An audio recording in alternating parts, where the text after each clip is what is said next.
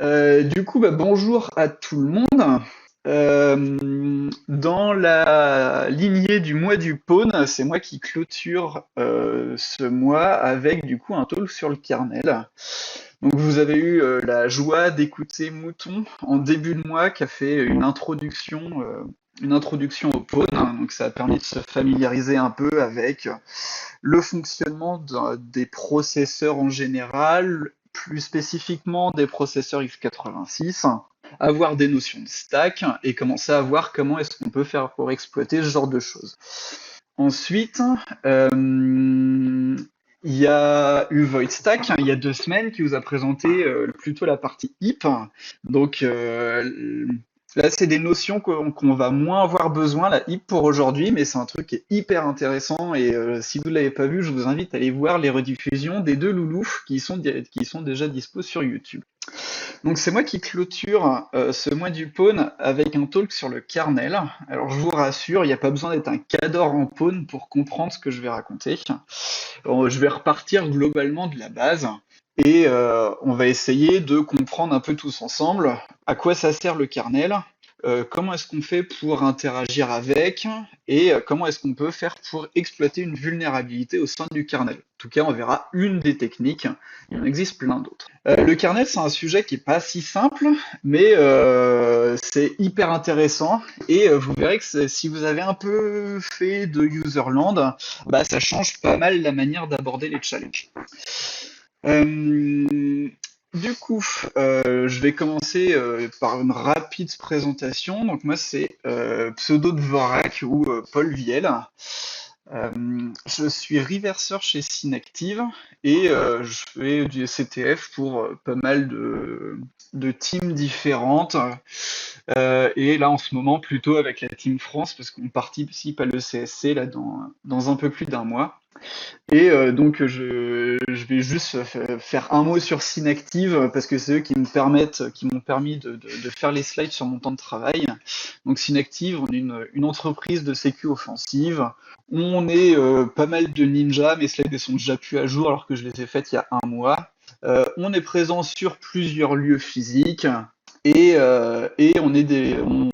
on fait du travail sur plusieurs pôles. Donc du reverse, c'est le pôle dans lequel je suis, du pentest, du dev et de la réponse à incident, c'est CIRT. Si jamais vous, et bien sûr Synactive recrute, donc si jamais vous avez des questions sur le fonctionnement, tout ça, bref, vous pouvez venir me voir en DM. Donc au programme de ce qu'on va faire aujourd'hui, on va commencer déjà par revoir qu'est-ce que c'est kernel. Donc ça va être assez générique. Je vais parler du fonctionnement d'un kernel un kernel générique et du coup ça va s'appliquer au kernel utilisateur qu'on a l'habitude de voir, donc Windows, Mac, Linux. Et ensuite, on va s'intéresser spécifiquement à une fonctionnalité du kernel Linux, qui est les modules kernel. Et on verra comment est-ce qu'on peut faire pour débugger le kernel, ce qui va être plutôt pratique pour pouvoir développer des exploits et pour exploiter des vulnérabilités. On fera deux petits exemples de vulnérabilités au sein du kernel et je finirai par un truc aller plus loin, donc c'est des notions à creuser si ça vous intéresse de chercher plus loin. Donc, on est parti. Le kernel, à quoi ça sert? Quand on prend un ordinateur, le gros souci de nos ordinateurs actuels, c'est qu'ils sont pas tous pareils. On va chacun avoir du hardware différent. On va chacun avoir des nombres de périphériques différents, des processeurs différents, un nombre de RAM différent. Et le souci, c'est que en tant que développeur d'application, si je veux développer mon application, j'ai envie qu'elle tourne sur un maximum de périphériques. Et donc, il faudrait que je m'adapte à chaque configuration de PC possible. Ce qui va devenir assez vite embêtant, étant donné que j'ai pas envie de recompiler mon application pour chaque personne, chaque configuration. Ce qui serait pas mal, c'est qu'il y a un bout de logiciel qui fasse une couche d'abstraction entre moi et le matériel et qui me permette de parler directement avec une API standardisée Et comme ça, moi, je compile mon application une seule fois. Du coup, ça, c'est effectivement le rôle d'un kernel. L'un des rôles d'un kernel, ça va être de faire une couche d'abstraction entre le matériel et la partie utilisateur. Comme ça, le développeur d'application n'a pas besoin de se soucier de sur quel appareil va tourner son application. Il compile son application pour un système d'exploitation spécifique, et peu importe le système sur quel PC va tourner son application, tant que le système d'exploitation le prend en charge, tout va bien. Et du coup, mais le kernel, ça n'est pas que ça. Le kernel, il va avoir plein d'autres utilités. Et du coup, là, je vous ai mis une petite liste non exhaustive de tout ce que va faire un kernel. Donc là, on va d'abord retrouver ce qu'on va appeler les drivers. Donc c'est ce dont je parle jusqu'à présent. C'est un bout de logiciel dont le but, ça va être justement de prendre en charge chacun des périphériques différents. Et donc, ce qui veut dire qu'au sein du code d'un kernel, on va retrouver un bout de code qui va gérer chaque type de disque dur différent, un bout de code par carte graphique différente, ce qui fait qu'au final, il y a énormément de code qui ne va pas servir, parce que nous, on va juste récupérer le code qui correspond à notre matériel. Donc tout ça, ça va être les drivers. Mais aussi, on va retrouver un memory manager, parce que on a tous un nombre de RAM différents sur notre PC, et il faut que moi j'ai envie que mon PC exploite au maximum sa mémoire. Si jamais j'ai énormément de RAM, si j'ai 64 Go de RAM, j'ai envie que mon PC utilise mes 64 Go. Si au contraire j'ai un PC qui a très très peu de RAM, disons 1 ou 2 Go, et bah cette fois-ci, il va falloir que le kernel gère avec cette RAM-là. Donc il va être obligé de virer des trucs qu'il y a dans la RAM. Bon, il fait sa tambouille, mais en tout cas, c'est lui qui va gérer ce genre de choses. On va retrouver aussi un truc qui va gérer tout ce qui va être file system. Nous, sur Linux, on a l'habitude de voir un beau système de fichiers en arborescence, mais derrière, ce qui est stocké sur notre disque dur, c'est pas une arborescence. Le disque dur, il va avoir son système de fichiers qui lui est propre, et même sa manière physique de stocker les données. Et donc pour ça, le kernel, il va avoir pour objectif de traduire mon arborescence en des trucs qui sont compréhensibles par le disque dur. On retrouve aussi tout ce qui va être une stack réseau. En tant que développeur, utilisateur, c'est hyper facile de faire communiquer deux ordinateurs entre eux. On ouvre un socket d'un côté, on ouvre un socket de l'autre côté, on donne l'adresse IP et le port, et par magie, ils peuvent communiquer. Le kernel, il va faire complètement abstraction de tout ce qui se passe en dessous, donc tout ce qui va être l'encapsulation TCP, IP et de couches physiques. Mes deux ordinateurs, ils peuvent être reliés par un réseau Wi-Fi, par une fibre, par de l'ADSL, peu importe. C'est le kernel qui va gérer toute la partie. On va aussi retrouver ce qu'on appelle le scheduler. En tant qu'utilisateur, moi j'ai l'impression qu'il y a plein d'applications qui tournent en parallèle sur mon processeur. Sauf qu'en réalité, en dessous, j'ai qu'un seul processeur qui ne peut exécuter qu'une seule tâche à la fois. Et donc ça va être le rôle du scheduler d'exécuter toutes mes applications les unes à la suite des autres à une vitesse la plus rapide possible. Et s'il arrive à le faire assez vite, nous on a l'impression que tout se fait en parallèle. Ça va être aussi son boulot de vérifier qu'il n'y a pas un processus qui est en boucle infinie. Si jamais j'ai un processus qui ne s'arrête jamais, qui demande beaucoup trop de temps processeur, qui ne range jamais la main, ça va être son boulot de l'arrêter. Et en dernier, on va avoir ce qu'on appelle la System Call Interface. C'est justement ce dont je parlais tout à l'heure, c'est l'API qui permet de faire communiquer mes processus utilisateurs avec mon kernel. Si je prends l'exemple de Firefox, Firefox, il peut avoir besoin d'enregistrer un fichier sur le disque dur, sauf qu'il n'a pas l'autorisation d'écrire directement sur le disque dur. De toute façon, il ne sait même pas où est-ce qu'il est en mémoire, il ne sait pas comment lui parler. Du coup, ce qu'il va faire à la place, c'est que Firefox, il va demander la permission au kernel de faire ce genre de choses. Donc pour ça, il exécute une instruction spécifique qu'on appelle le syscall. Donc on verra un peu après comment ça s'utilise. Et donc il va faire un premier syscall open pour dire au kernel d'ouvrir un fichier. Et ensuite, il peut faire des syscall read et write pour respectivement lire et écrire dans le fichier que je viens d'ouvrir. Et ensuite, c'est le kernel qui va s'occuper de convertir tout ça, mettre ça à la bonne forme pour que ce soit compréhensible par le disque dur, tout ça, tout ça. Alors maintenant, on peut se poser une question, donc c'est bien, mais moi, en tant qu'utilisateur, je n'ai jamais vu mon kernel. J'ai jamais eu affaire à lui, à moins d'avoir eu des problèmes ou d'être un utilisateur avancé. Mais du coup, on peut se demander où est-ce qu'il est, où est-ce qu'il est. Donc, vous avez fait un peu de pawn, mais dans vos séances de pawn, vous n'avez jamais vu le kernel jusqu'à maintenant. Donc, si on prend une vision que vous avez un peu schématique de l'espace d'adressage, si on se rappelle de ce que vous avez vu les semaines précédentes en pawn, euh, cet espace d'adressage-là doit vous être à peu près familier. Donc, dans un processus utilisateur, on a le point texte qui correspond au code de mon programme. On retrouve la heap que vous avez appris à exploiter avec VoidStack, les librairies partagées et la stack que vous avez appris à exploiter avec Moodle. Et pour les plus observateurs d'entre vous, vous aurez peut-être remarqué que les adresses de tout ça, elles vont de 0000 à 7FFF. Ce qui veut dire que vous n'utilisez que 50% de votre espace d'adressage.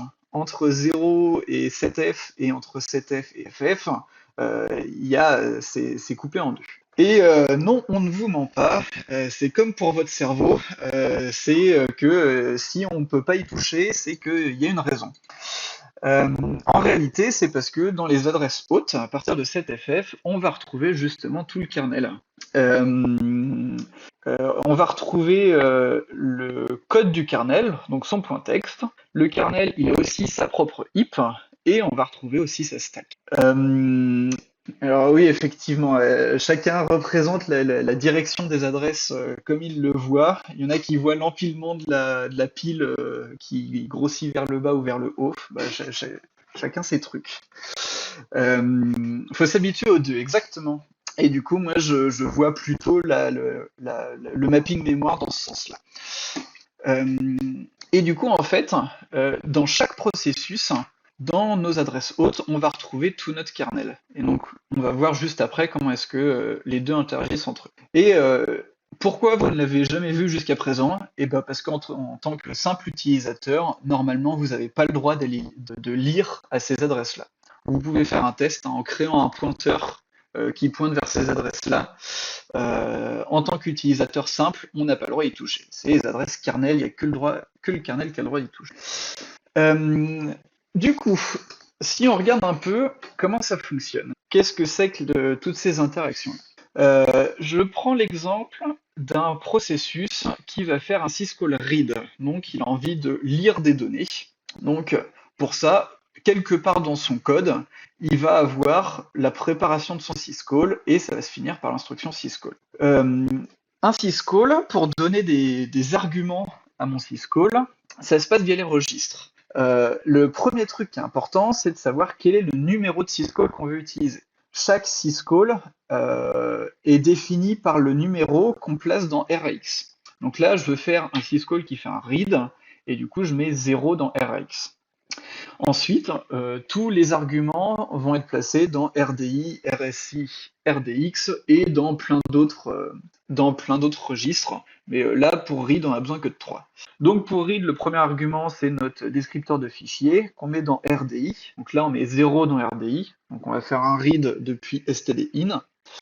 Ensuite, le deuxième argument, c'est l'endroit où on veut stocker l'information. Donc là, qu'on place dans RSI. Donc là, on a fait un mov RSI RSP. Donc l'information, on va la stocker sur la stack. Et la taille maximale qu'on veut recevoir, on met ça dans RDX. Donc là, on va recevoir maximum 4096 octets, 0x1000 exa.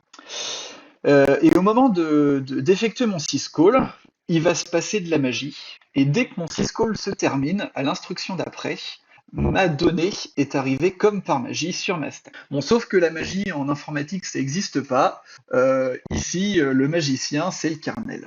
Alors, il y a une question. Est-ce que tout le kernel est mappé en mémoire pour un seul processus? Pour simplifier, on va dire oui. Mais ouais, globalement, tu as tout le kernel. Et de manière générale, le kernel, il est relativement petit, donc il tient largement dans son espace d'adresse. Du coup, qu'est-ce qui se passe au moment du syscall? Eh ben en fait, c'est le kernel qui va récupérer l'exécution du flux. Donc quand on fait un syscall, ce qui va se passer, c'est que on va tomber dans une fonction du kernel qui s'appelle le syscall-handler. Et le syscall-handler, juste ce qu'il va faire, ça va être un gros switch par rapport à RAX, parce que comme c'est RAX qui contient mon numéro de syscall, et en fonction de RAX, bah, il va faire les actions associées. Donc là, comme on a fait un read, dans le case 0, il va appeler la fonction qui est liée à read. Il va traiter tous les paramètres. Là, on lui a demandé de faire un read depuis stdin, donc le kernel, il va discuter avec, il va attendre des entrées de l'utilisateur, il va discuter avec les différents périphériques, le clavier, tout ça, tout ça. Il va stocker l'information là où on lui a demandé, et ensuite il rend la main au processus utilisateur. Du coup, tout ça, c'est complètement abstrait côté utilisateur. Juste, nous, quand on exécute l'instruction syscall, bah, on a l'impression qu'il se passe rien, on attend, et dès que l'instruction syscall se finit, comme par magie, notre donnée arrive. Et du coup, alors ouais, c'est ça. Je vous ai mis les sources de ce syscall handler parce que une chose qui est hyper cool avec Linux, bah, c'est que c'est open source et que du coup on peut se balader un peu dans tout ça. Si jamais vous voulez apprendre comment est-ce qu'on fait pour développer un kernel, bah, la meilleure manière c'est d'aller voir les sources de Linux. Et il y a plein de services en ligne qui permettent de se balader dans les sources assez facilement. Donc j'en ai mis un qui est là. Et, et du coup, voilà, ça c'est pour apprendre, c'est trop bien. Le fait que Linux soit open source, ça permet d'apprendre plus facilement en tout cas. Et aussi, ça permet de modifier les sources comme on en a envie, recompiler son noyau, booter sur son noyau, et comme ça, on peut voir toutes les modifications qu'on a fait. Alors, est-ce que du coup, j'ai pas regardé le chat, je vais regarder s'il y a des questions, parce que ça, du coup, c'est des notions qui sont globalement applicables à tous les kernels, enfin grand public, donc macOS, Linux et Windows, et ensuite on va passer à la partie plutôt Linux. Donc, est-ce qu'il y a des trucs pas clairs? Je vais regarder s'il y a eu des messages. Ça a l'air d'aller, cool. Effectivement, on a un peu de monde qui est arrivé, on passe à entre 40 et 50. Du coup, la notion d'après, une fois qu'on est hyper à l'aise avec le fonctionnement du kernel, c'est sous Linux, ça s'appelle les modules kernel. Les modules kernel, c'est une fonctionnalité du noyau Linux. Il y a des équivalents dans les autres kernels, hein, chez Windows et macOS. C'est une fonctionnalité qui permet d'ajouter du code au sein du kernel. Et ce qui est encore plus cool, c'est qu'on peut ajouter du code au sein du kernel pendant qu'il est en train de tourner. Donc c'est un peu dangereux dans le sens où si on commence à injecter du code malveillant, bah c'est pas cool. Si on commence à injecter du code bourré de bugs, bah il y a possibilité de faire crasher son kernel. Mais en tout cas, on a la possibilité de rajouter du code pendant que le truc. FreeBSD aussi, ouais, je parle pas de FreeBSD parce que c'est moins. On le voit moins, mais effectivement, FreeBSD. Et la première question qu'on peut se poser, c'est bah, c'est super, mais à quoi ça me sert de rajouter, d'utiliser les modules kernel? Il y a plein d'utilités à créer son module kernel et l'ajouter au sein de son kernel. Les premiers trucs, c'est pour rajouter des fonctionnalités. Donc si jamais vous voulez rajouter un nouveau périphérique, vous venez d'acheter une clé USB sur un site peu recommandable dont le fonctionnement n'est pas pris en charge par votre kernel Linux. Vous pouvez recoder votre driver vous-même pour gérer ce nouveau périphérique, ou vous pouvez aussi télécharger un driver depuis Internet et le charger. C'est un peu, faut faire attention à ce qu'on insère dans son kernel, c'est possible. Et du coup, une fois qu'on a chargé le kernel, bah, on peut dialoguer avec ce nouveau périphérique. Même de la même manière, si jamais vous êtes en CTF, vous avez un fichier qui contient un file system qui n'est pas connu par Linux, bah pareil, vous pouvez aller chercher un module kernel qui permet de prendre en charge ce truc-là. Ça vous permet de faire votre challenge, et dès que vous l'avez solve, vous enlevez votre module kernel. Comme ça, vous n'avez pas de traces dans votre kernel. Si jamais vous voulez jouer pour rajouter des syscalls, rajouter des protocoles réseau, bon, pour rajouter des fonctionnalités, c'est hyper utile. Mais il n'y a pas que ça. Si jamais vous voulez faire du cheat de jeux vidéo, passer par le kernel, ça peut être une bonne idée. Parce qu'aujourd'hui, la plupart des jeux vidéo ont des anti-cheats qui vont aller vérifier si jamais vous n'êtes pas en train de le débugger avec GDB, si jamais il n'y a pas IDA ouvert dans un coin, et si jamais ils voient ça, bah, ça peut arriver qu'ils vous bannissent. Alors que si vous passez par le kernel, bah, le jeu vidéo en tant qu'utilisateur, il a aucun moyen de savoir qu'il est débugué au niveau kernel. Bon, alors la nuance à faire que maintenant il y a plein de jeux vidéo qui ont aussi des anti-cheats directement niveau kernel pour vérifier ce genre de choses aussi. Mais pas tout le monde. Un peu dans la même veine, si vous voulez développer votre propre solution d'EDR, là, ça peut être intéressant de passer par le kernel, c'est plus facile pour monitorer tous les process. Si vous voulez faire votre solution de virtualisation, c'est pareil. Vous allez avoir besoin d'utiliser des instructions CPU qui demandent d'être privilégiées, et il n'y a que le kernel qui a le droit d'utiliser ce genre de choses. Alors, la mémoire du kernel est persistante. Si je load un module, il sera toujours présent jusqu'à ce que je l'enlève. Ouais, c'est ça l'idée. Alors, elle est persistante, mais pas au reboot. Le kernel, il est stocké en RAM. Donc, le chargement d'un module kernel va ajouter du code en RAM. Mais par contre, si jamais tu reboots, normalement, si le module kernel est pas malveillant, il est plus présent. Mais du coup, il y a possibilité d'insérer un module au sein du kernel et d'en enlever un aussi au runtime. Alors maintenant, la question c'est à quoi ça ressemble un module kernel? Et en fait, c'est un elf. On va voir un peu juste après le code d'un module kernel. Une fois qu'on a développé notre truc, on le compile avec GCC. Ça nous donne un elf comme pour les binaires utilisateurs. Et généralement, on leur donne l'extension .ko, ce qui permet de les rendre un peu plus visibles sur le système de fichiers. Et du coup, la plupart sont écrits en C. Linux a rajouté le support de Rust depuis quelques années, depuis la version 6.1, mais la plupart restent quand même écrits en C. Et donc, ils sont soumis aux vulnérabilités du C. Donc toutes les vulnérabilités que vous avez vues dans le mois du pawn, elles sont applicables au kernel. Donc tout ce qui va être buffer overflow, dans la heap, dans la stack, dans n'importe quel buffer, les format strings, les race conditions, tout est applicable et toutes ces classes de vulnérabilité sont retrouvables au sein du kernel. La grosse différence, ça va être comment est-ce que je fais pour les exploiter. Pour exploiter une vulnérabilité côté utilisateur, on va essayer de récupérer un shell. Côté kernel, quand on exécute du code dans le kernel, on n'a pas moyen de récupérer un shell. Donc on verra tout à l'heure comment est-ce qu'on peut faire pour exploiter ce genre de vulnérabilité.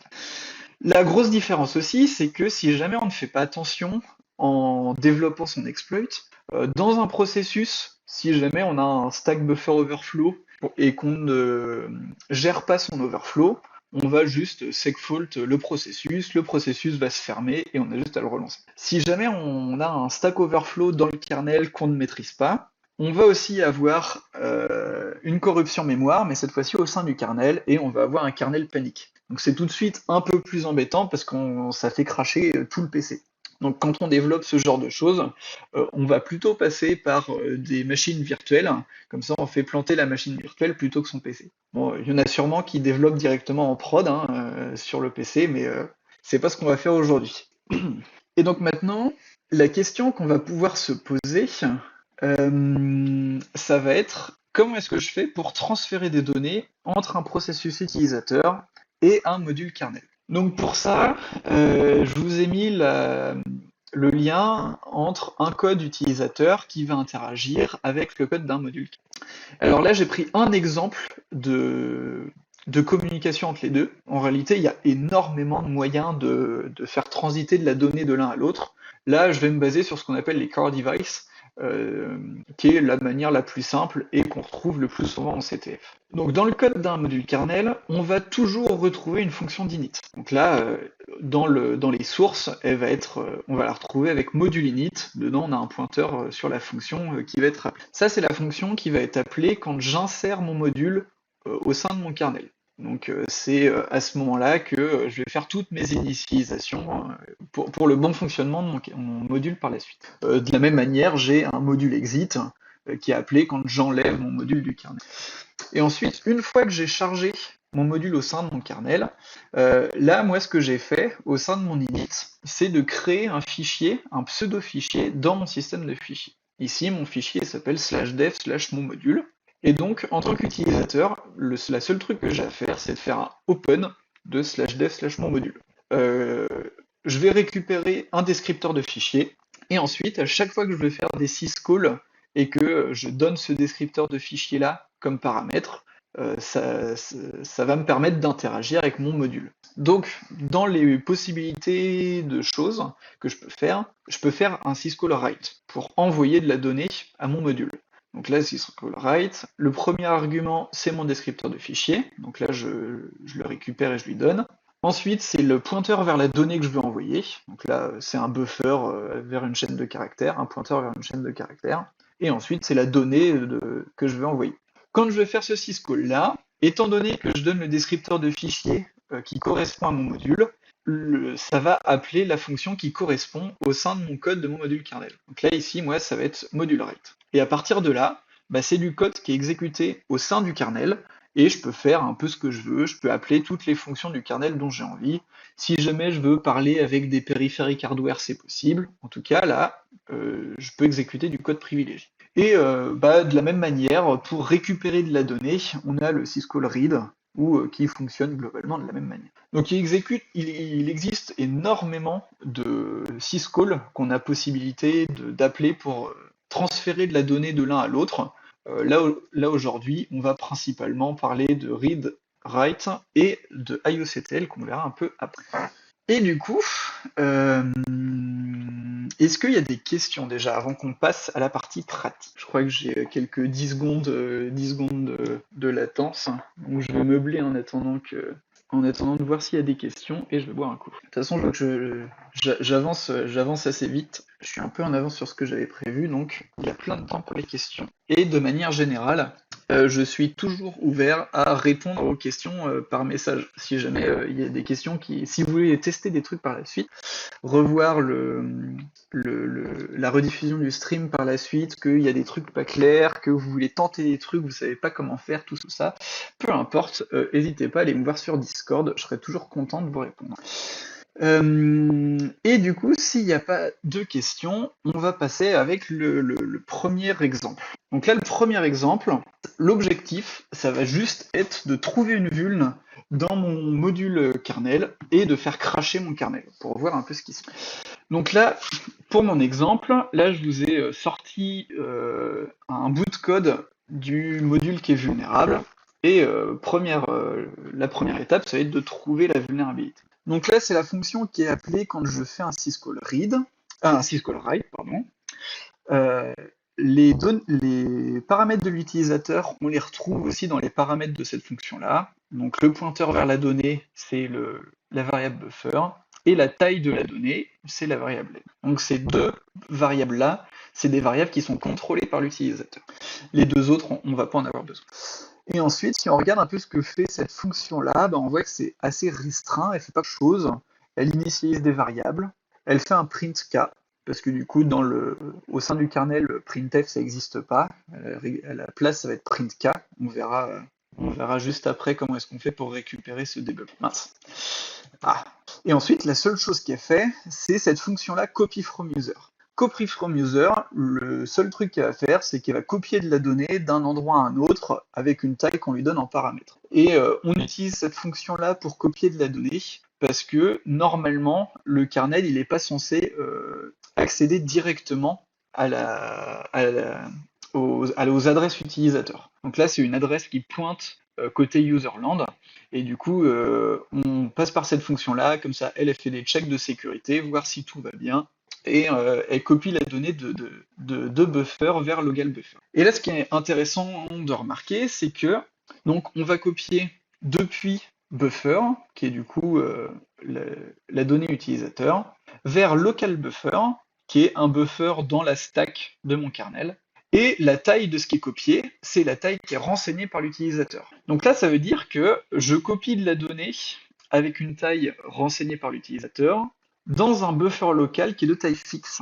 Donc si jamais l'utilisateur il me donne une taille plus grande que 0x100, je vais avoir un stack buffer overflow au sein de mon kernel, et s'il n'est pas contrôlé, normalement ça devrait faire exploser un peu mon kernel. Donc là, l'objectif de ce premier truc-là, ça va juste être de faire cracher mon kernel, on va voir à quoi ça ressemble, et on va essayer de regarder ce qui se passe avec GDB pour débugger si jamais qui va pas. Juste petite précision avant de se lancer là-dedans, ce genre de vulnérabilité facile, le kernel essaye de s'en prémunir, et du coup, si jamais vous voulez essayer de refaire ça chez vous, vous verrez que vous n'avez pas le droit de faire ce genre de choses. Donc moi j'ai un peu modifié le kernel pour que la vulnérabilité soit simple.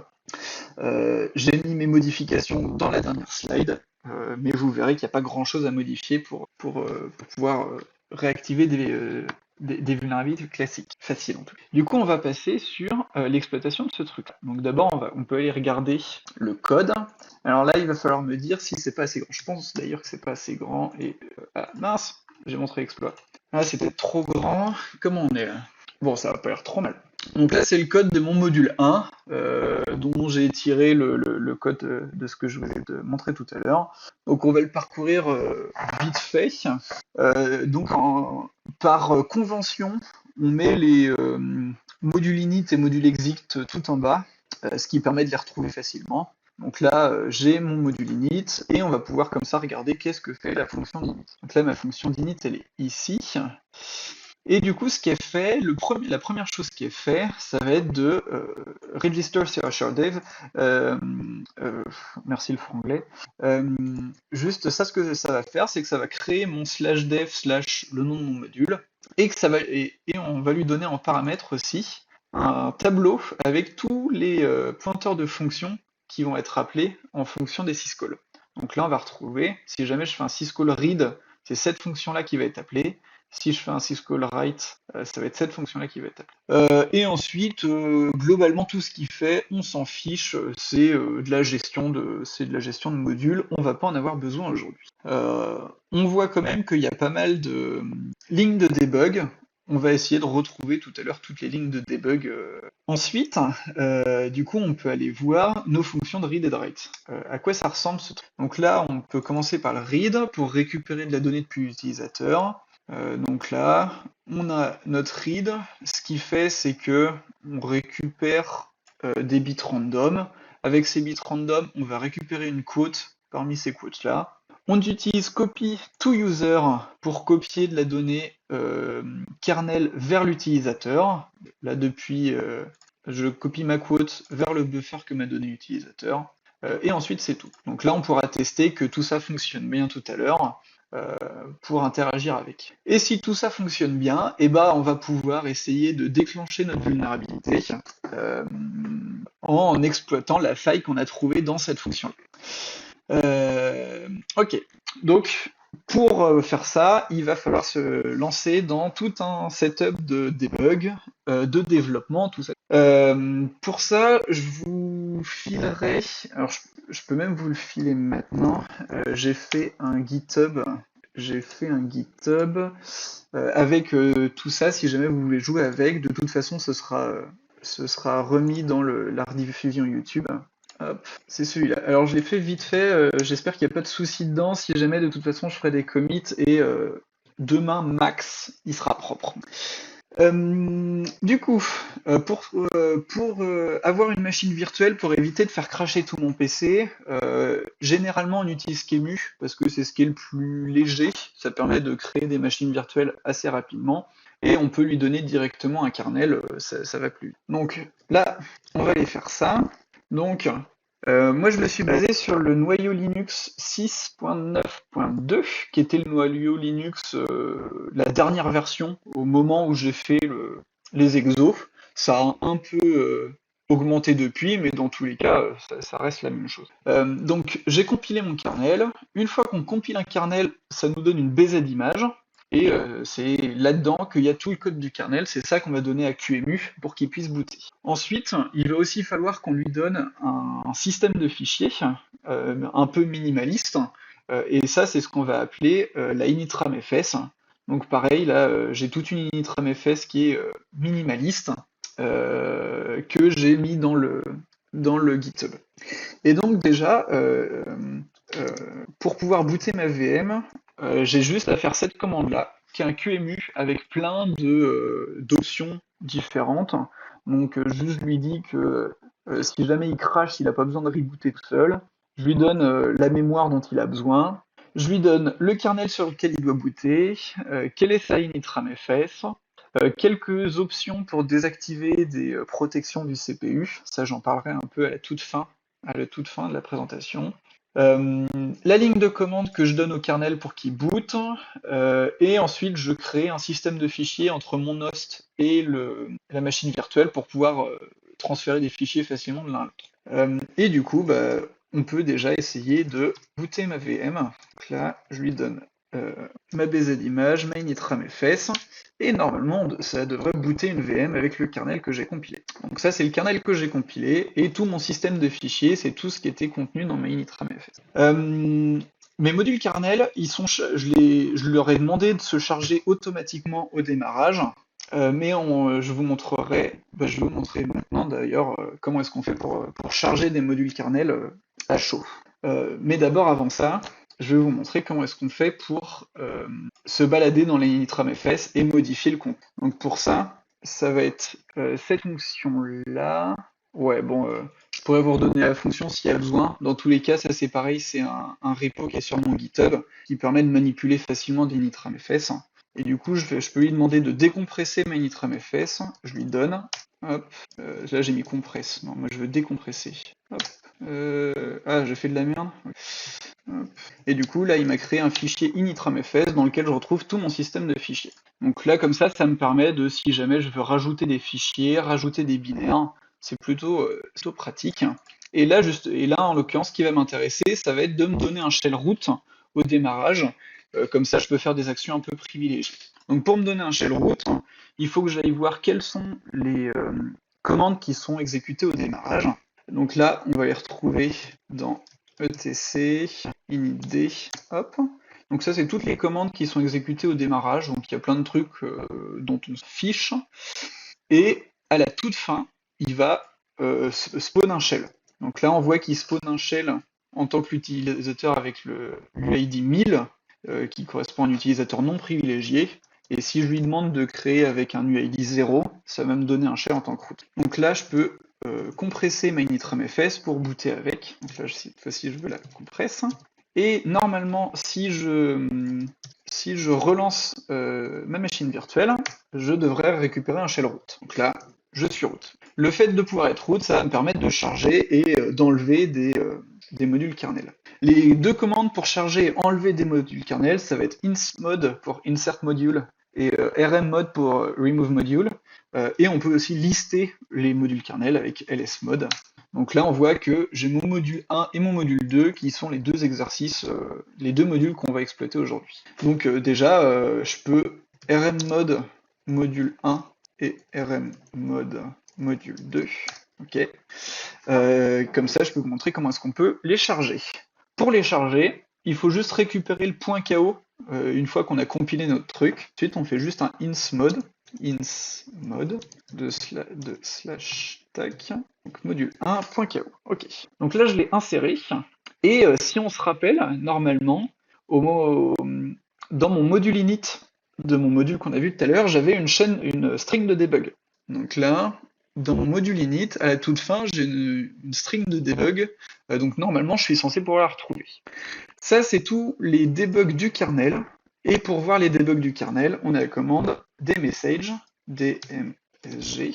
Et à la toute fin, normalement, voilà, la toute dernière ligne que j'ai, c'est la chaîne pour indiquer que mon module a bien été chargé.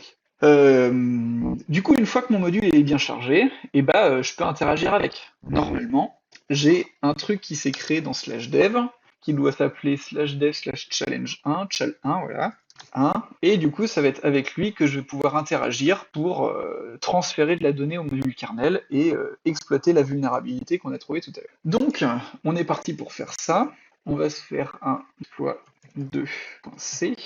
Et du coup, je vais juste me mettre ce truc, faire une structure de base. Donc la première chose que je vais avoir à faire, bah, ça va être de récupérer un descripteur de fichier, donc juste faire un open. Et on a vu tout à l'heure que si on faisait un read, on récupère une quote plus ou moins random. Donc on va déjà essayer de faire ça pour voir si tout se passe bien. Donc pour ça, on va se créer un buffer de taille assez grande pour pas qu'on ait de dépassement de fond. Et ensuite, je peux juste faire un read avec le descripteur de fichier. Je veux qu'il stocke la donnée dans mon buffer que je viens de créer et de taille maximum 100, comme ça je suis sûr que je vais pas avoir de dépassement. Ensuite, je vais afficher le contenu de mon truc, comme ça on va pouvoir vérifier qu'on a bien récupéré de la donnée. Une fois que j'ai ça, je peux aller dans module shell 1, je peux le compiler, exploit2.c, et je le compile en statique, parce que là, dans ma initramfs, j'ai pas mis tout ce qui était la libc, tout ça, donc le fait de le compiler en statique, ça s'évite d'avoir des problèmes de librairie partagée par la suite. Message file, ah oui, je me suis trompé, donc là c'est -o, ok, donc là il est compilé, maintenant j'ai plus qu'à lancer ma machine, utiliser la mémoire, le shared folder pour envoyer l'exploit et tester si ça fonctionne. Alors je vais me remettre le chat sous les yeux si jamais il y a des trucs. La format string, ouais t'inquiète. Ok, donc on va relancer la machine virtuelle. Ok, donc je lance ma machine virtuelle, je peux copier mon exploit qui s'appelle exploit2 normalement. Normalement j'ai un /tmp/qemu shared folder et je dois pouvoir le retrouver dans tmp-mount. Ok, je le retrouve là. Bon, j'ai même tous mes tests d'avant. On va les virer. On va enlever exploit et pqmu test. Ok, donc là j'ai comme un exploit 2 et si je l'exécute, avec un peu de chance, j'ai ma quote. Ok, est-ce qu'on va essayer un autre? Try another one. Ok, bon bah ça a l'air d'être bon. Visiblement j'arrive à communiquer avec mon module kernel. Donc normalement je vais pouvoir exploiter la vulnérabilité. Donc si on se remet le code sous les yeux pour se rappeler comment est-ce qu'on fait, comment est-ce qu'elle fonctionne, elle se le trouve ici. Donc juste ce que j'ai à faire, c'est de envoyer de la donnée de taille supérieure à 0x100. Bon, pour être large, on va se mettre à 0x200. Donc juste après, on va faire un syscall-write. On donne le descripteur de fichier, on va lui redonner le buffer, et on peut même dépasser du buffer, on s'en fiche, c'est que de la lecture. Donc là, il va écrire n'importe quoi, je sais même pas ce qu'il va écrire, et comme je ne sais pas ce qu'il va écrire, il y a de bonnes chances qu'il écrive n'importe quoi, et donc que ça crache mon kernel. Donc on va essayer de faire ça, donc je vais recompiler mon exploit. Pourquoi il est pas content? Je fais une bêtise ou c'est juste, on va dire que c'est juste qu'il est pas content. Je recopie mon exploit et si jamais je l'exécute, qu'est-ce qui se passe? Là, j'ai un beau kernel panique. Et en plus, Linux est plutôt gentil parce que quand il crache, il nous affiche plein d'informations de debug pour savoir pourquoi il a crash. Donc, est-ce qu'il nous dit kernel panic pas? Je sais plus. Ouais, il y a peut-être un endroit où il nous dit kernel panic. Quand on fait du pawn, on aime bien les sac fault, et quand on fait du pawn kernel, on aime. Bon, je sais plus. Et du coup, ça c'est l'équivalent du Blue Screen of Death sur Windows, sauf que sur Windows, il est pas gentil parce qu'on sait jamais trop pourquoi. Et alors, parmi toutes les informations qu'il nous donne, il nous donne aussi une stack trace. Donc, ça permet de voir où est-ce que le problème s'est passé.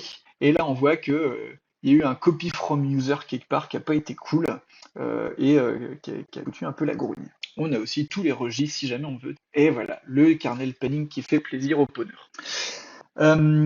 Ok, du coup, là, on a réussi à exploiter une vulnérabilité au sein d'un module kernel. Bon, pour l'instant, on l'a exploité de manière pas très intelligente et pas très utile, quoique, si jamais on veut faire du DDoS, ça peut être cool. Mais du coup, nous, l'idée, ça va être de récupérer un shell root. L'idée de la plupart des challenges de pawn, c'est de récupérer un shell root. Donc pour ça, on va pas réutiliser ce module-là, on va en utiliser un autre. Donc, voilà, pour que les slides soient autoportantes, voici l'exploit minimal pour trigger la vue.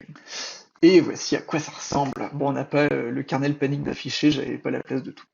Deuxième challenge. Ce challenge-là, il va utiliser le syscall qui s'appelle IOCTL. Donc c'est un syscall qu'on n'a pas l'habitude de manipuler en tant qu'utilisateur, mais par contre c'est un syscall qui est pas mal présent dans les modules kernel, et généralement on l'utilise pour faire de la configuration de modules, ce genre de choses. Et là, il est pas utilisé pour transférer des grosses quantités de données.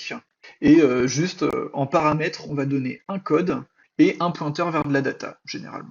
Et donc, souvent, la structure que ça a, c'est qu'on va retrouver un switch sur le code, et en fonction du code, on va avoir plein d'actions différentes. Ici, mon module n'a qu'une seule fonction avec le code babe, et juste ce qu'il va faire, c'est qu'il convertit mon pointeur de data en un pointeur de fonction, et il appelle la fonction. Donc là, si on était niveau utilisateur, ça irait hyper vite. On aurait juste à appeler execvi ou appeler système et ça se ferait vite. Quand on fait du kernel, c'est pas si simple. On peut pas récupérer de shell comme ça. Va falloir trouver d'autres techniques. Mais l'objectif est le même. L'objectif est de récupérer un shell root. Du coup, là, ça veut dire que j'ai la possibilité d'appeler un peu ce que je veux. Donc, je peux appeler toutes les fonctions du kernel si ça me fait plaisir, mais surtout, là, ce qu'on va utiliser aujourd'hui, c'est que je vais pouvoir créer une fonction de toute pièce dans mon exploit, et je vais lui demander d'exécuter la fonction, et ça veut dire que je vais avoir du code que je contrôle, qui est exécuté, qui est exécuté par le kernel. Même chose que la dernière fois, pour que tout ça marche, j'ai dû modifier un tout petit peu le kernel, j'ai le patch qui est à la fin. Et aussi, ça marche il y a des protections matérielles qui permettent de protéger ce genre de choses. Donc au moment de lancer mon QEMU, je dois virer des protections matérielles. Pareil, je parlerai de ces protections-là un peu à la fin. Du coup, quelle est la stratégie pour faire ce truc? Pour rappel, on veut un shell root, j'ai exécution de code en tant qu'utilisateur, et moi je veux transformer mon processus utilisateur en un processus root. Pour faire ce genre de choses, il va falloir que j'aille me renseigner sur comment est-ce que le kernel fait la distinction entre un processus utilisateur et un processus root. Donc pour ça, en fait, dans la mémoire de chaque processus, on va retrouver une structure qui s'appelle la task struct, dans laquelle on va avoir toute la description du processus. Donc dedans, on va retrouver son PID, on va retrouver le stack canary, un pointeur vers quel est son processus parent, et là, ce qui va nous intéresser aujourd'hui, c'est le pointeur vers la structure cred. Parce que cette structure cred, c'est elle qui va contenir tous les numéros du ID, GID, du processus, de l'utilisateur à qui appartient ce processus. Donc là, moi, je vais être en tant que l'utilisateur, je sais plus comment il s'appelle, user peut-être, avec l'UID 1000. Et donc si jamais j'ai moyen de remplacer tout ça par l'UID de root, donc ça veut dire 0, ça va transformer mon processus utilisateur en un processus root. Du coup, il y a plusieurs manières de faire ça. La première, ça serait de se balader parmi toute la mémoire du kernel pour essayer de retrouver où est-ce qu'est stockée cette structure-là et de la remplacer à la main. Donc ça, c'est faisable, mais en l'occurrence, il y a une manière beaucoup plus simple. Le kernel, il est relativement gentil, il y a des fonctions qui sont hyper cool pour nous faciliter la vie. Et notamment, il y a une fonction qui s'appelle prépare kernel cred, qui va créer une structure cred de toute pièce avec l'UID et le GID qu'on lui fournit. Et ce qui est encore plus cool avec cette fonction-là, c'est que si jamais on lui donne 0 comme paramètre, ça va créer une structure cred en tant que root, avec UID, GID, tout à 0. Donc grâce à ça, on va pouvoir créer une structure cred root, et on va même savoir où est-ce qu'elle est dans la mémoire, parce que le retour de la fonction nous donne son adresse. Et ensuite, on va pouvoir appeler la fonction qui s'appelle commitCred, où elle, ce qu'elle va faire, c'est qu'elle va remplacer la structure cred qui est utilisée à l'heure actuelle par une structure cred qu'on lui fournit. Donc là, en enchaînant ces deux appels de fonction-là, on va pouvoir remplacer notre structure cred par une structure cred qu'on a créée de toutes pièces, et dans l'idéal, une structure cred root. Donc ça, c'est vachement plus simple. Le seul truc qu'il y a à faire, c'est de réussir à retrouver dans les mémoires où sont prépare kernel cred et commit cred. Et du coup, pour faire ça, on va utiliser les moyens de debug qu'on a jusqu'à présent. Parce que là, si je retourne sur ma VM, si je relance ma VM, normalement j'ai un fichier qui s'appelle /proc/callsims, et ce fichier-là, si je le cat, dedans je vais avoir toutes les fonctions du kernel avec leur adresse spécifique. Donc là, si je fais un cat callsims, bon, je suis obligé de grep parce qu'il y a énormément de fonctions, et moi je vais chercher commit-creds. Et donc là, j'ai l'adresse de commit-cred dans le kernel. Donc comme ça, là, je vais pouvoir récupérer son adresse. On va en avoir besoin par la suite. Et ensuite, la deuxième fonction dont je vais avoir besoin, c'est prépare kernel cred. Hop, pareil, j'ai son adresse. On va l'utiliser par la suite pour créer notre exploit.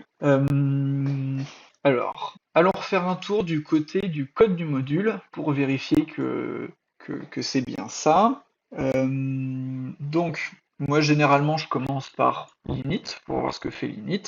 Ma fonction init, elle ressemble globalement à celle d'avant. La seule différence, c'est le nom de mon device qui s'appelle ch2. Il va falloir interagir avec /dev/ch2.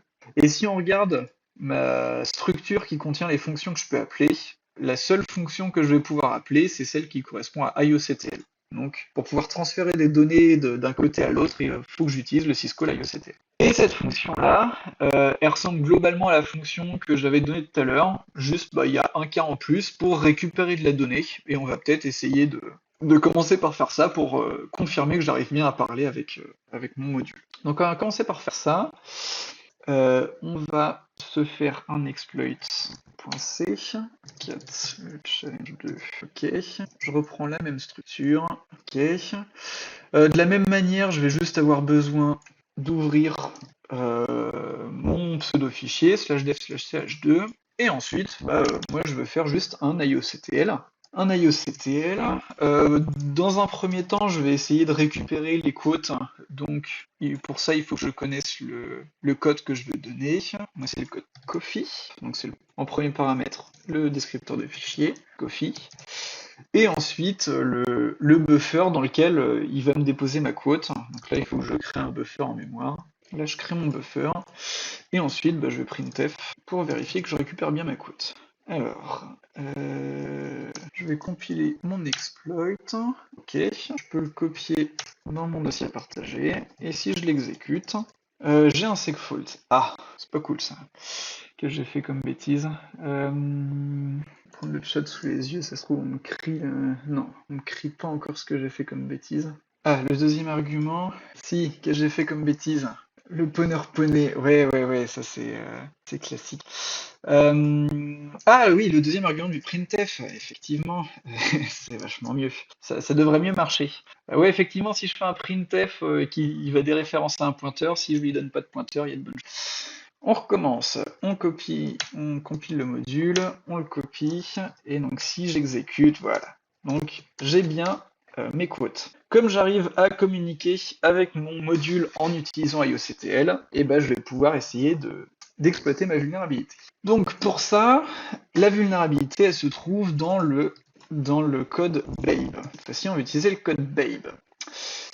Et ce qu'il attend, ça va être un pointeur vers ce qu'on va utiliser. Donc là, deux manières. Soit on se crée un shellcode, comme vous avez vu avec Mouton, vous pouvez créer un shellcode avec PwnTool, c'est faisable, ou même un shellcode à la main. Ou sinon, là, on va utiliser le fait qu'on soit en train de compiler tout un programme, on va se créer une fonction qui fait tout pour nous, et on va lui donner un pointeur sur cette fonction-là. Donc là, je vais mettre ma fonction qui peut s'appeler shellcode. Hop, void, ok. Et ici, je veux juste lui donner un pointeur sur ma fonction. Et du coup, dans ma fonction, ce que je vais avoir à faire, ça va être juste de créer une structure cred avec le commit cred qu'on a vu tout à l'heure. Non, le prépare kernel cred. Hop. Donc moi, je veux juste créer ma structure cred et ensuite l'appliquer à mon processus courant avec. Donc juste ce que j'ai à faire, c'est d'appeler cette fonction-là avec comme paramètre 0. Ici, en retour, ça va me donner le pointeur vers la structure qu'il a créée.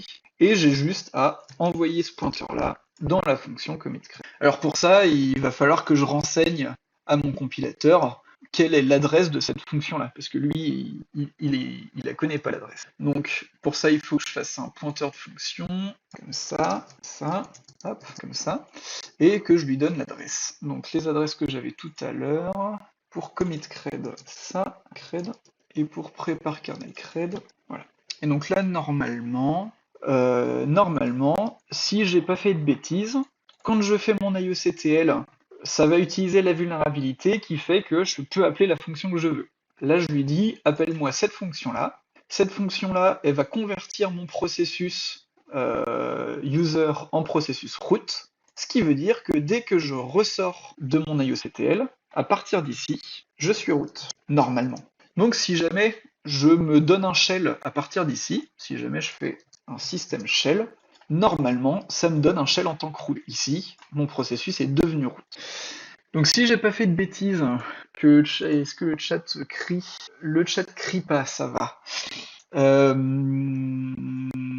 Si j'ai pas fait de bêtises, je devrais récupérer un shell root. Alors là, pour l'instant, j'ai toujours un shell root, donc il faut que je remodifie ma initramfs pour ne plus être root. Donc je vais dans ma initramfs, hop, et je ne spawn plus en tant que root, je ne spawn en tant que l'utilisateur 1000. Ok, ici. Donc là, je ressors, je recompile, je recompresse ma initramfs, je relance ma VM, ok, et du coup, là, je suis plus en tant que root, je suis en tant que user. Maintenant, je compile mon exploit, je l'envoie dans la machine, et si tout va bien, je récupère un shell en tant que root. Donc là, j'ai pas mis de debug, j'aurais pu mettre du debug, mais du coup, là, c'est exactement ce que je vous ai expliqué. Tout s'est bien passé, tout s'est passé à merveille. À la sortie de mon IOCTL, mon processus était root, et donc si jamais je récupère un shell à ce moment-là, eh ben, je deviens root. Alors, il y a une question. On peut directement faire un set UID 0 plus système SUID bash dans le shellcode. Non, bah en fait, le shellcode ici, c'est le kernel, c'est du code qui est exécuté par le kernel. Du coup, j'ai pas la possibilité de spawn un shell depuis ici. Le kernel, il est obligé de rendre la main à l'utilisateur au bout d'un moment. Donc juste là, mon shellcode, il va être là pour convertir mon processus utilisateur en un processus root, et ensuite il rend la main à l'utilisateur, qui est devenu root, du coup. Et donc là, je peux récupérer un shell. Ok, est-ce qu'il y a des questions? Alors ça, du coup, c'est la technique la plus commune quand on fait de l'exploitation kernel. C'est l'équivalent du système bin_sh qu'on a envie de faire quand on fait du pawn userland. Quand on fait du kernel, généralement, on va essayer de faire ce truc. Bien évidemment, il y a plein d'autres manières de faire ce genre de choses. Mais ça, c'est la manière la plus rapide, et donc souvent on va essayer de... C'est quoi IOCTL? Et bah du coup IOCTL c'est un syscall, de la même manière qu'on a read qui permet de lire des données, write qui permet d'écrire des données. IOCTL c'est un autre syscall et généralement il est utilisé pour modifier des configurations. Donc c'est juste une manière de transférer de la donnée entre le userland et le kernelland. Mais effectivement on n'a pas l'habitude de le voir. Mais je voulais le montrer quand même parce que quand on commence à faire du kernel, on le voit quand même régulièrement. C'est juste niveau utilisateur, on le voit pas beaucoup. Est-ce qu'il faut que le kernel soit non protégé ou modifié? Alors, je parlerai des protections un peu après. Alors, la protection qui permet... Alors, il y a plusieurs protections qui permettent ça. La première, c'est que là, on a vu que j'ai récupéré des adresses. Entre-temps, j'ai rebooté mon kernel et les adresses, elles n'ont pas changé. Ça, c'est parce que j'ai désactivé une protection du kernel sur des kernels récents. À chaque reboot, il va être à des endroits différents. Donc, ce genre de choses, c'est pas faisable directement. Et ensuite, la deuxième protection que j'ai désactivée, c'est que normalement, le kernel, il n'a pas le droit d'aller exécuter du code qui est côté utilisateur. Donc ça, c'est... J'en reparlerai à la fin, mais normalement, il n'a pas le droit de faire ça. Mais du coup, il y a d'autres techniques qui sont faisables. Euh, Ça, on voit que c'est que des appels de fonctions. Donc si jamais on se rappelle du talk qu'il y a eu fait par Mouton, quand on commence à faire des rope chains, le principe des rope chains, c'est d'enchaîner des bouts de code, et notamment on va pouvoir enchaîner des appels de fonctions pour faire ce genre de choses. en utilisant une rope chain. Mais le principe reste le même. Le principe reste d'appeler cette fonction-là, puis cette fonction-là, comme ça, notre processus devient. Donc là, on est route, c'est cool, et du coup, on est les rois du pétrole. Alors, ce genre de choses, c'est du coup typiquement le genre de choses qu'on a envie de faire, et du coup, vous pourrez vous amuser à expérimenter ça, d'une part sur le mini-lab que j'ai fait, et d'autre part sur les exoroutes-me. Les premiers exercices route, les premiers chal route-me sur du kernel Linux, qui s'appelle les LeanKern, euh, c'est typiquement ce genre d'attaque qu'il faut faire. Du coup, là, je vous ai donné toutes les clés dont vous avez besoin pour commencer à aller faire des exoroutes-me sur du kernel, et je vous invite grandement à les faire parce qu'ils sont très cool. Alors la dernière chose que j'ai pas montré et que je vais montrer maintenant, c'est comment est-ce que je fais pour débugger un exploit qui ne marche pas. Parce que là je suis gentil, je vous montre la solution directement et ça marche bien. Mais si jamais j'ai besoin de débugger mon truc, comment est-ce que je fais pour débugger mon kernel? Alors avant, il y a une question. Pourquoi sur mon Linux, prépare kernel cred et commit cred sont des adresses à 0? Ouais, il y a deux raisons. D'une part, il faut être root pour les lire, et d'autre part, on peut forcer euh, là, tu peux avoir une configuration, c'est pointer kernel restrict. Si tu exécutes cette commande-là, que je peux mettre dans le chat, et qu'ensuite tu lis en tant que root, normalement tu devrais pouvoir lire voilà, Kaolsils. Du coup, j'étais parti sur le debug. Pour débugger le kernel, et bah juste ce que je vais faire, c'est que je vais mettre un GDB sur mon kernel. C'est aussi simple que ça. Pour ça, je peux fournir une petite option à QEMU qui va lui demander de pouvoir débugger le processeur directement. Si je vous montre mon script, la seule différence entre les deux, c'est que là, à la fin, je rajoute -s majuscule, qui permet de demander à la QEMU de se lancer en mode de debug, et comme ça, je vais pouvoir m'attacher avec GDB. Donc, hop, je lance tout ça. C'est -g, non, c'est GDB que j'avais. GDB. Donc là, ma VM, elle boot pas tout de suite, parce qu'elle attend qu'il y ait un GDB qui s'attache. Et donc là, je vais lancer un GDB. Je lui dis que ce que je vais débugger, c'est un noyau Linux. Ensuite, je peux faire un target remote 1, 2, 3, 4. Et là, je me suis attaché à mon GDB. Que je peux faire un continue et ça va me faire booter ma VM. Et à partir de là, eh ben, c'est globalement la même chose que pour les processus utilisateurs. Je peux mettre des breakpoints. Sur des fonctions kernel, tout va bien fonctionner. Donc on peut faire un test. On avait tout à l'heure l'adresse de prépare et cred. Donc là je vais mettre un breakpoint ici. Je vais me mettre en plein écran et dézoomer.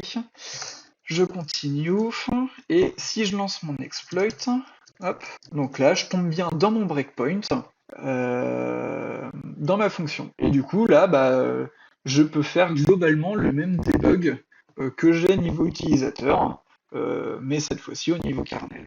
Donc c'est aussi simple que ça. Et si aussi ce que je peux vous montrer, c'est à quel moment on passe du côté userland au côté kernelland. Donc pour ça, je vais retourner là, cd shell 2, si je fais un readelf de mon exploit et le grep sur mon main. Donc je récupère l'adresse de main, je reboot avec GDB, j'ai pas d'histoire, target remote 1, 2, 3, 4, ok, je le laisse booter tranquillement et ensuite je mettrai un breakpoint. Donc là je mets un breakpoint côté utilisateur, donc là ça met pas de souci, c'est au niveau du main, de mon exploit, donc là je peux continuer. Si je lance mon exploit, j'ai un breakpoint. Et du coup, tout ça, c'est mon exploit. Et donc, au bout d'un moment, je devrais avoir mon IOCTL, qui devrait être quelque part. Donc, je vais faire ça. Si j'avance, là, je pense... Est-ce que c'est ma fonction IOCTL? Non, ça va être ma fonction open. Ça peut être un bon exemple quand même. Donc là, normalement, c'est mon appel sur ma fonction open. qui est la première fonction que j'appelle dans mon mail. Donc là, si je vais dedans, normalement, pas très loin. Ah oui, c'est pas un bon guess. Je vais plutôt faire un readelf, plutôt me mettre sur IOCTL, plutôt s'arrêter là. On relance tout le monde. GDB, target remote, je le laisse démarrer, ok. Je mets mon breakpoint, mais cette fois-ci sur le IOCTL, je lance mon exploit, et normalement, dans pas trop longtemps, je devrais avoir mon syscall. Et là, en plus, j'utilise PwnDBG. PwnDBG, il est gentil. Il me dit tout seul que c'est un syscall IOCTL parce que dans RAX, j'ai le numéro qui correspond à IOCTL. Du coup, là, en l'occurrence, bah, c'est 16. Et du coup, normalement, à partir de ce moment-là, après cette exécution-là, c'est le kernel qui récupère la main et qui va exécuter. Quand on débug un processus utilisateur, bah on le voit pas, c'est transparent. Mais quand là, on débug directement le kernel, donc si je vais juste après, je tombe dans des adresses en FFF qui correspondent à des adresses kernel. Et donc là, bah, dans pas longtemps, je vais tomber sur le switch case qui permet de dispatcher tous mes syscalls. Et du coup, bah, comme ça, j'ai moyen de débugger tout mon kernel, débugger mon exploit quand ça ne marche pas. Alors, est-ce qu'il y a des tips pour envoyer mon fichier exécutable dans la machines, alors, sachant que la commande GCC n'existe pas. Alors, ouais, voilà. Généralement, ce qu'on va utiliser, ça va être du gzip et du base64. Donc on se retrouve avec des gros blocs de base64, mais si notre exploit n'est pas trop gros, ça se passe bien, on fait ce genre de choses. Mais ouais, je peux linker d'ailleurs mon repo de kernel utils. Donc, ouais, ça c'est mon repo avec mes scripts que j'utilise pour manipuler le kernel. Donc, il y a compress et décompress pour agir sur la initramfs. Et j'ai mon run.sh dans lequel je crée un shared folder entre le l'host et la machine. Ok. Du coup, bah là, on commence à être pas mal pour s'amuser sur le kernel. On a vu comment la stratégie la plus commune pour exploiter une vulnérabilité. Maintenant que vous avez eu la présentation de VoidStack et de Mouton, vous êtes des cadors en exploitation de buffer overflow, en ropchain et tout. Et du coup, en utilisant toutes ces compétences-là, vous pouvez commencer à faire de la ropchain dans le kernel. Je vous ai montré comment débugger ce genre de choses. Donc, il n'y a plus qu'à faire les exoruspi. Hein. Et du coup, pour terminer, donc voilà, pour que mes slides soient autoportantes, ça c'est le challenge. C'est à quoi ça ressemble. Et pour aller plus loin. Donc, quelques précisions. Donc là, il y a des protections qui permettent de se prémunir de ce genre d'attaques qui sont relativement basiques. Donc il y a KSLR, qui est l'équivalent d'ASLR, mais cette fois-ci pour le kernel, où du coup, c'est qu'à chaque boot, le kernel va être à des endroits random. On va avoir aussi deux protections qui sont cette fois-ci côté hardware, qui s'appellent SMAP et SMAP. Et ces protections-là, elles vont faire en sorte que le kernel n'a pas le droit d'accéder à de la donnée utilisateur et il n'a pas le droit d'exécuter de la donnée utilisateur. Et donc pour pouvoir accéder à la donnée, il est obligé de passer par copy from user et exécuter de la donnée utilisateur. Il n'y a aucun monde où c'est pas malveillant. Il n'y a pas d'exemple légitime pour le kernel d'exécuter du code côté utilisateur. Donc ça, c'est pas. Donc ça, c'est deux protections que j'ai désactivées au lancement de ma machine. Donc normalement, si on va voir dans mon run.sh, voilà, au moment de créer ma machine virtuelle, je lui dis tu m'enlèves la protection SMAP et tu m'enlèves la protection SMAP. Et dans le boot du kernel, je lui dis tu bootes sans KSLR. Donc toutes ces vulnérabilités sont exploitables. Hein. Si on a ces protections-là, c'est juste qu'il va falloir se débrouiller autrement. Il va falloir des leaks pour pouvoir recalculer nos adresses. Ensuite, la vulnérabilité que j'ai présentée, c'est une vulnérabilité qui est assez simple. Maintenant, voilà, avec SMAP et SMAP, on n'a plus la possibilité d'exécuter du code directement. Donc, souvent, on va passer par de la ropchain. Et donc, pour ceux que ça intéresse, je vous ai donné deux noms d'attaques qui sont assez utilisés. Et du coup, si vous voulez vous documenter et vous améliorer sur de l'exploitation kernel, voilà, ces deux attaques-là sont pas mal. Et pour terminer, un des points importants du kernel, c'est qu'il va aussi essayer de se prémunir contre les vulnérabilités matérielles.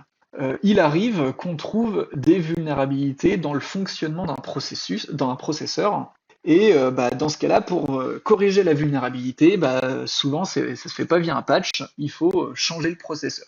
Donc pour éviter qu'on ait besoin de changer notre processeur à chaque fois qu'il y a une vulne qui soit trouvée, le kernel il va essayer de se protéger contre ce genre de choses. Le cas le plus connu, c'est Spectre et Meltdown, qui ont été des vulnérabilités sur les processeurs x86, qui ont été découvertes il n'y a pas si longtemps.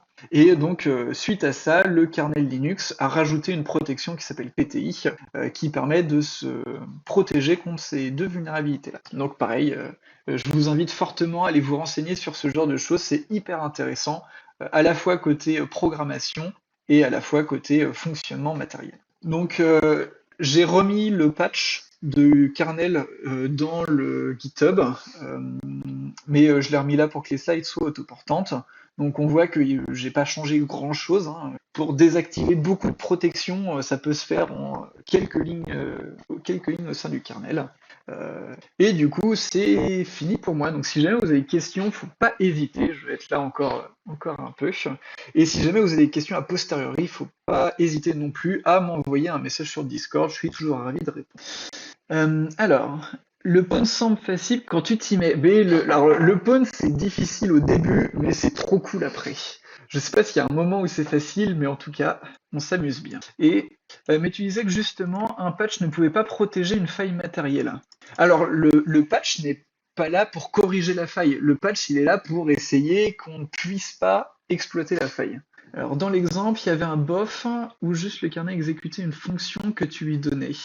Ah ouais, alors je suis peut-être pas resté assez longtemps sur la vulnérabilité en elle-même de mon module 2. Donc si je retourne... Non, ils sont pas là mes modules. Là, mon module. Donc là, c'est le code du module. En tant qu'utilisateur, je contrôle code et data. Et ce que fait le module, c'est qu'il convertit data en un pointeur de fonction et il appelle la fonction directement. Donc là, on a un call de fonction by design donné par le kernel. Donc en soi, c'est pas une erreur de programmeur, c'est plus une fonctionnalité du module qu'on utilise à des fins malveillantes. Mais du coup, ça fonctionnerait aussi si jamais on faisait un stack buffer overflow pour aller réécrire le pointeur de fonction, de retour de fonction d'IOCTL par notre shellcode. On va juste avoir quelques soucis par la suite, mais qui sont bien documentés sur Internet. Donc, vous commencerez à arriver à ce genre de soucis-là. N'hésitez pas à m'envoyer un message si vous avez des soucis, ou sinon Internet est bien documenté. C'est quoi le pawn? Ah je vais recommencer depuis le début, je pense. On va peut-être pas avoir le temps. Ouais, merci Mouton. Et Mouton est un expert du sujet. Il a pas mal bossé. Donc pareil, si vous voulez aller le flood sur des attaques matérielles, je serai toujours ravi. Ponviel, j'aime bien, c'est pas mal ça. Changer un prénom au niveau de l'état civil, ça va se faire. Ok. Et du coup, s'il n'y a pas plus de questions, je pense que je vais couper le live. Du coup, alors, ça s'utilise dans la vraie vie pour faire des trucs stylés, tout ça? Ouais, bien sûr. Pour donner un exemple, si jamais tu trouves une vulnérabilité dans l'implémentation réseau du kernel, imagine tu trouves une vulne dans l'implémentation IP du kernel, t'as moyen de compromettre une machine à distance. Genre, t'envoies un paquet à une machine victime, ton paquet il trigger ta vulne, et à partir de là, tu peux, de la même manière que le pawn utilisateur, juste un peu plus privilégié et une autre manière de faire. Mais en tout cas, ouais, ça s'utilise, enfin, ça a une utilité de la même manière que le pawn utilisateur. Si jamais t'as un, autre exemple, euh, si jamais tu prends un VPS, tu as accès à une machine virtuelle. Si jamais tu trouves une vulnérabilité dans le noyau, tu peux récupérer un shell root au niveau de ton hyperviseur et du coup là t'es pas mal, hein. Une fois que t'as un shell root sur ton hyperviseur, t'as accès à toutes les VM de tous les clients de ton fournisseur de VPS. Ça peut être plutôt cool. Donc pour des escapes de VM, c'est pas mal utilisé. Pour d'élévation de privilèges, c'est pas mal utilisé. Donc c'est le plus c'est les vulnérabilités qui te permettent d'avoir le plus de privilèges, hein, ce genre de choses. Mais du coup, c'est des trucs qui sont beaucoup édités et maintenant c'est compliqué de trouver des 0D sur ce genre de choses. Ouais, la 0D IPv6 Windows, elle est tombée il y a pas longtemps. Il n'y a pas de POC utilisable à ma connaissance. Je crois il y a un DOS qui est sorti, mais je crois qu'il n'y a pas d'exploit. Et si on utilise eBPF au lieu de module noyau, est-ce que ça permet de mieux se protéger? Eh ben en fait, eBPF c'est pas vraiment utilisé, c'est pas fait pour rajouter des fonctionnalités à ton noyau. eBPF, ça va être utilisé pour plein de trucs, pour du debug, pour faire du filtrage, pour faire du firewall. eBPF, ça permet juste de mettre des hooks au sein du kernel, mais c'est pas là pour rajouter des fonctionnalités au sein du kernel. Et si tu vas regarder les vulnérabilités au sein de BPF, tu verras qu'il y a aussi beaucoup de vulnérabilités dans le BPF. Donc je sais pas si c'est beaucoup mieux. Il y a deux trois POC pour du DOS, ouais c'est ça, mais pas encore pour de la RCE. Ouais. Je pas regardé la vul, mais de mes collègues, il paraît que ça a pas l'air simple à exploiter. Donc je sais pas s'il y a un POC qui va sortir. Et ça fait combien de temps que tu es dans le pawn? C'est une bonne question. Je pense que les statistiques de mon profil RootMe sont assez représentatives, donc je sais plus quand j'ai commencé. Mais globalement, ça fait quelques années quoi que je suis dans le pawn. Ça fait, je sais plus, je pense que j'ai commencé à peu près en même temps que Mouton, donc Mouton pourrait m'aider à essayer de retrouver. Mais ouais, ça fait 2-3 ans, un truc comme ça. De toute façon, après, c'est le genre de domaine où il faut y passer un peu de temps pour comprendre tout comment ça fonctionne et au fur et à mesure de galérer sur des challenges, on finit par avancer petit à petit. On a commencé RootMe en janvier 2020, ouais, effectivement. Mais le pawn, on l'a commencé un peu après. On faisait pas du pawn au début. Mais ouais. Mais le pawn plus tard. Euh, j'ai eu de la part des exploits annoncés de la zéro. Était en fait des malwares, ouais. On n'avait pas appris une bonne surprise. Un crack nous sort un POC fonctionnel dans pas longtemps. Ouais, possible. Après, s'il y a un POC qui sort, je suis pas sûr qu'il soit public. Enfin, il y a peut-être des POC, mais qui sont pas publics. Mais en tout cas, ça fait partie. Je crois que cette vulne-là, ils l'avaient pas trouvée in the wild. En tout cas, dans leur communication, ils n'ont pas annoncé qu'ils l'avaient trouvée in the wild. Donc, on ne sait pas trop si elle a été exploitée ou pas. Mais peut-être qu'on aura un truc très pas mal. Ok, bon, bah du coup, je pense que je vais rester là. Merci à tout le monde d'avoir suivi, c'était cool. Du coup, je clôture le mois du pawn. J'espère que c'est un mois qui vous a plu, que ça vous a donné envie de vous améliorer dans le pawn ou de commencer le pawn. Ou si vous êtes déjà un pro du pawn, j'espère qu'on n'a pas raconté trop de bêtises et que vous vous êtes amusé quand même. Merci à tous et du coup à bientôt parce que je suis souvent sur les CTF, donc si vous faites des CTF, on devrait se croiser dans pas longtemps. Bonne soirée à tout le monde.